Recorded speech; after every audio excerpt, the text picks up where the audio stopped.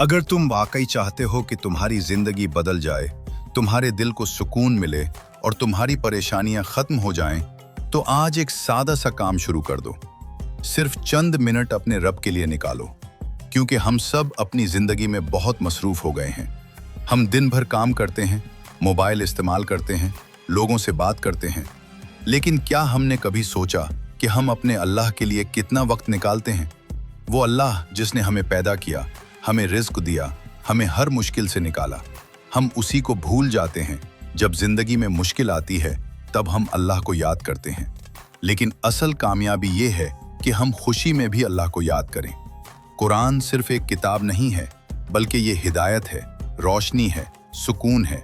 जब इंसान टूट जाता है, दिल परेशान होता है, कोई रास्ता नजर नहीं आता, तो यही कुरान इंसान को रास्ता दिखाता है। अल्लाह ताला फरमाते हैं कि दिलों का सुकून सिर्फ अल्लाह के जिक्र में है। तो क्यों ना हम आज से अपनी जिंदगी में एक तब्दीली ले आएं। रोजाना सिर्फ 10 मिनट कुरान सुनें, समझें और अपने दिल पर असर लें। शुरू में शायद मुश्किल लगे, दिल न करे, लेकिन याद रखो, यही शैतान का वसवसा होता है जो तुम्हें अल्लाह से दूर रखना चाहता है। तुम बस हिम्मत करो और पहला कदम उठाओ, फिर देखना तुम्हारा दिल खुद उसकी तरफ खींचने लगेगा। तुम्हें सुकून मिलेगा जो दुनिया की किसी चीज में नहीं। जब तुम रात को सोने से पहले कुरान सुनोगे तो तुम्हारा दिल हल्का हो जाएगा, तुम्हारी परेशानियां कम महसूस होंगी और तुम अल्लाह के करीब महसूस करोगे। यही वो ताल्लुक है जो हमें मजबूत बनाता है, यही वो ताकत है जो हमें हर मुश्किल से निकालती है।